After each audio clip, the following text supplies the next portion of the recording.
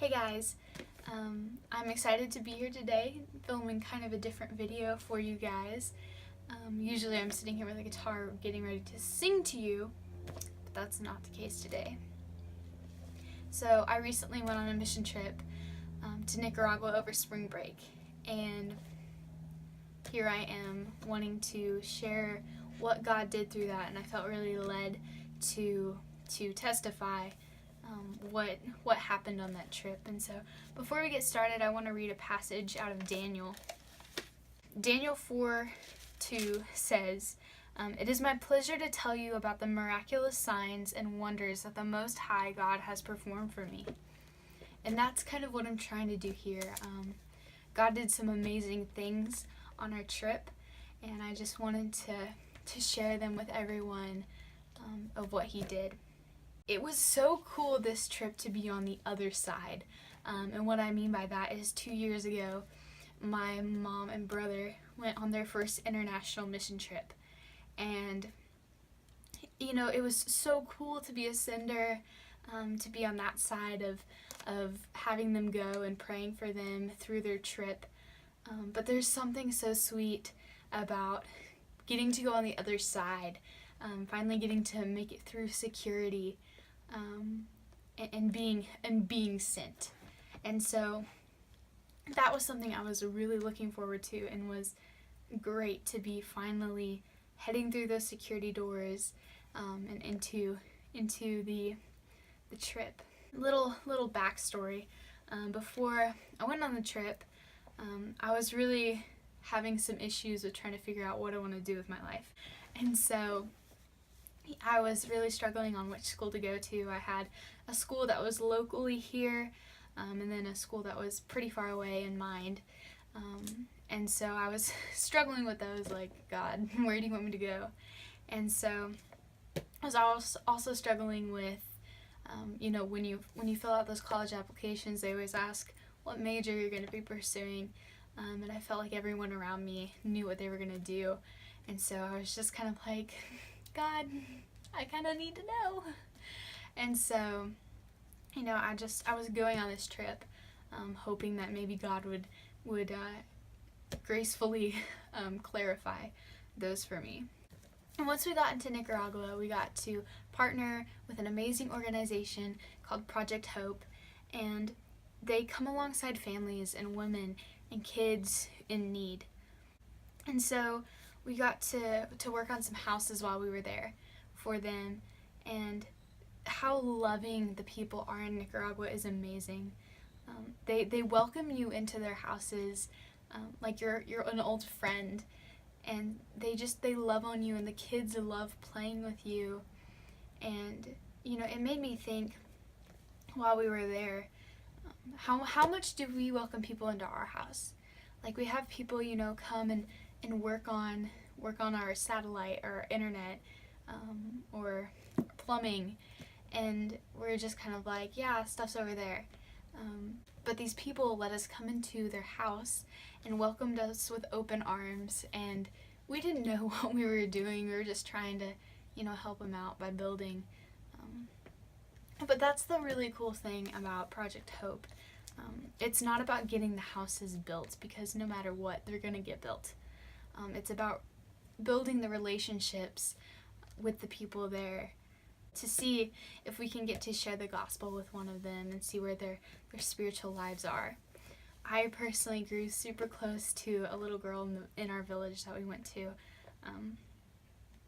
and she was amazing, and it's so cool to see how much love she showed me. And it's very true what people say about love has no language. You know, I loved this little girl so much, and we couldn't even speak to each other, but it was just this bond of connecting with each other by playing with them and playing with her. And you know, when I think about her now, I just, like, my heart breaks, because she totally stole my heart when we were there, and I just want to be back with her so much. She's a lock screen on my phone. She's just, like, my heart goes out to her, and her family. She's adorable. But while I was in Nicaragua, I got to help lead a lot of worship. And so I've been involved in my church with worship for 2 years, getting to worship and lead people in that for 2 years. And it was so cool to get to experience worship in another country. We got to go to the village one day and lead worship, and I was leading worship in an English song, and so no one except us gringos knew what the heck was going on. And so it was really cool to see, even though I was singing in English, to see the Nicas just, like, they were worshiping with me, even though they didn't know what I was saying. And so it was just so cool to see worship in a different atmosphere, in a different setting. Then our cabana time. So every night we'd come to the cabana and we would debrief our day and get to worship with each other. That was one of the most relaxing time of the day, just coming together and getting to talk about our day and just worship and, adore God and all of that. There was one person in our team who really felt led to buy Spanish Bibles for the village, and we got to do that, and we got to write notes in them and give those to our families and say, here, here's a Bible so you can see what God has done and what he says he's going to do.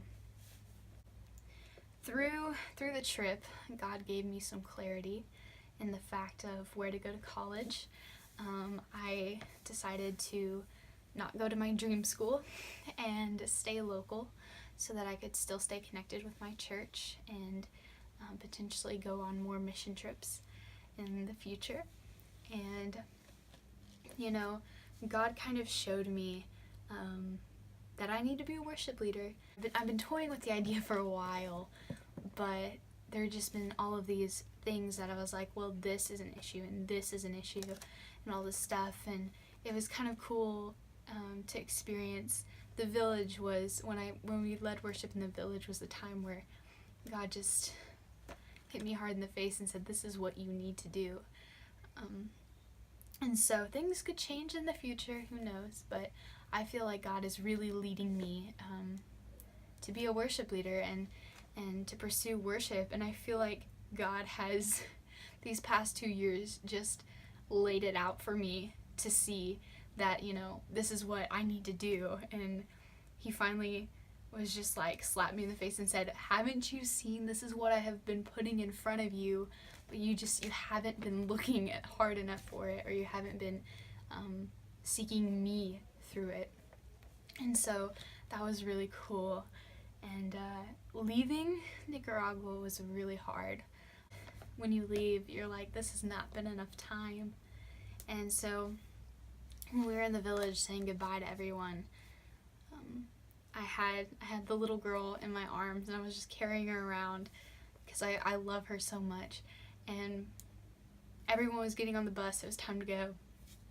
And they told me, they're like, you have to leave her here. You can't take her with you. And it was hard. I was walking to the bus because their house is by the bus, and so I'm carrying her, and she starts crying, and I'm just like, no, I can't take this. And so it was really hard saying bye to her, especially like I didn't feel like long enough to get to know her and love on her. And she was just as sweet as could be. And so saying goodbye and her just crying on me and having to let go, that was something that was super hard. And I just loved her so much. And so I think through that is something that God has really taught me. You never know when it's going to be your last goodbye, and you never know. Some of us don't have that moment when, we get to say goodbye. And so I think God just showed me the importance of valuing people as they are and not taking them for granted, I guess. And so, I want to read Mark 16:15. it says, he said to them, "Go into all the world and preach the gospel to all creation." International missions is something that's great and amazing, but we still need to live on missions every day. And so I just challenge you all to live on mission and to share the gospel with anyone and everyone you can, no matter how awkward or weird it is. I mean, we were debriefing one night, and someone was talking about how, just because you think you're awkward, like you could be, like someone could eternally go to hell just because you're like, oh, I'm too awkward to share the gospel with them. And so just don't let that get in the way of what God has planned for you. And so if any of you have any questions about missions or the gospel at all, leave a comment down below. I would love to talk to you about that. I would love to figure out where you are with the Lord. And so thank you. I know this is so different than what I usually do as a video, but I think it's good, and it's good to testify what God has done in these events in our life. And so thank you guys for watching. Bye.